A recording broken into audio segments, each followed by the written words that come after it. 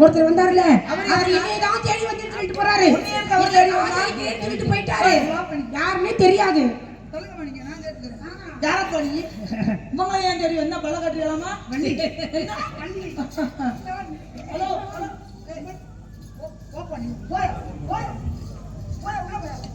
ஏய் போயிரு, இல்லைன்னா தூக்கி கூட எரிஞ்சிடும்.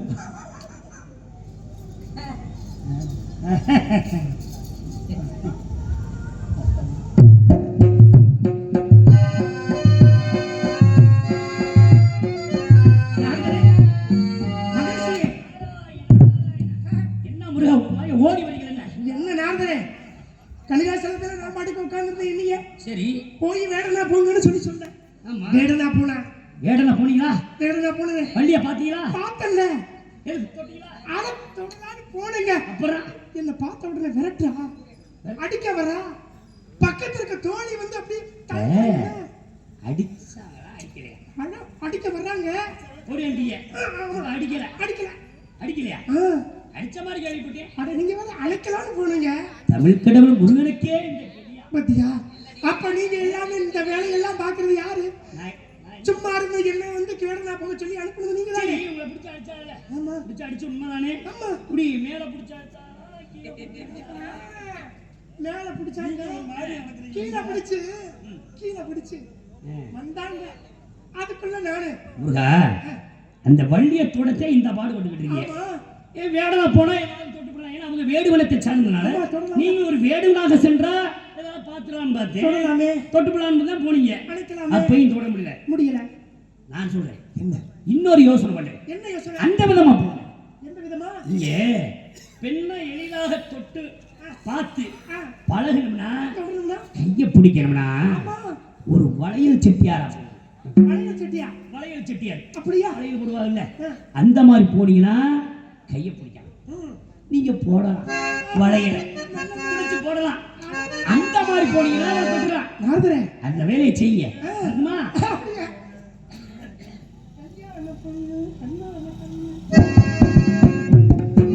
கல்யாண பொண்ணு கண்ணான கண்ணு கொண்டாடி வரும் மணிகள் இனி பூவோடு வந்து கொட்டோடு வந்து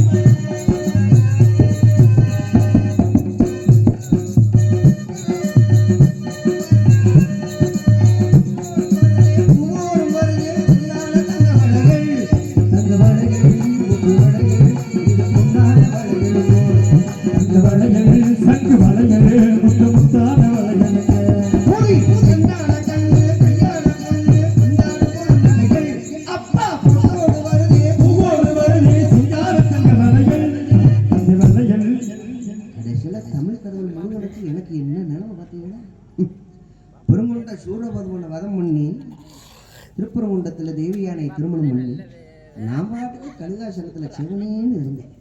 இந்த நாரதர் பண்ண வேலை வழியை போய் கல்யாணம் பண்ணுங்க காதலின்னு சொல்லி கடைசியில நீ வளையல் விற்கிற அளவுக்கு கொண்டு வந்தாரு. நாரதரை பார்த்தாலே நம்மளுக்கு இந்த நிலைமை தான் போடும். வளையல் வளையல பணி சேராதியா முடியாம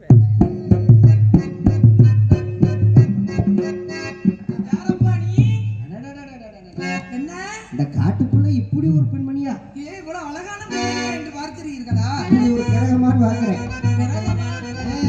தேவெல்லாம் பார்த்தா எப்படி தெரியுது? உங்களை பார்த்தா எப்படி தெரியுது? ஒன்னும் தெரிய மாட்டேங்குது. நல்லா போடுவீங்களா? ஆத்தாடி வாய்ப்பு கொடுத்தா அப்படி போங்க. உங்களை தான் போதின்றாங்க போடுறதுல. நீதான் சொல்ற, யாரும் சொல்லல.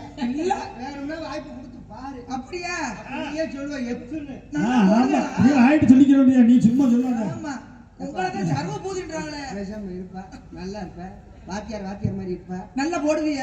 ஆமா, வளையல் போறதுல நான் வேஸ்ட் சும்மா வளையல கைராசி. ஆமா, கல்யாணம் ஆகாத பிள்ளைங்க போட்டா நான் கேக்குறேன். இங்க வளைய நீங்க காட்டுக்குள்ள சேராத பிள்ளைங்க எப்படி போடுவீங்க?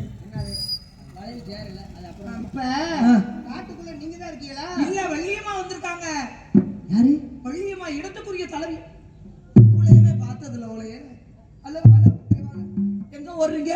வள்ளின்னு சொன்னீங்களே. ஆமா, வள்ளின்னு நாக்க தொங்க போடாதீங்க, பிடித்து அறுத்து விடுவேன்.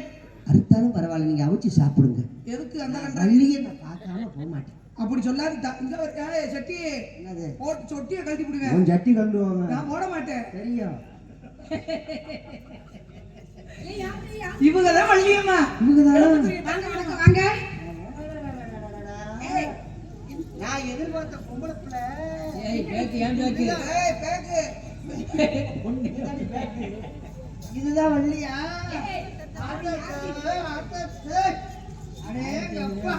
பெரிய குறுப்பனை. வாங்க. இன்னும் ஏன் இப்படி வர்றாரு? யார் நீங்க? வளையல்காரம்மா. வரும்போது உங்க அப்பா நம்பிராசனை பாரு. அவர் அப்பா பாத்தீங்களா? உங்க அப்பா நம்பிராசன் சொன்னாரு, என்ன சொன்னாங்க? எப்போதும் நீங்க வளையல் போடுறது புரியாது. என் பொண்ணு காட்டுக்குள்ள காவல் பார்த்துக்கிட்டு இருக்கு. நீங்க போய் 2 போடு போடுங்க. வளையல் போடுங்க. சொல்லி விட்டாரு. அதனால வளையல் போட வந்தேன். வளையல் போட எங்க அப்பா சொன்னாங்க.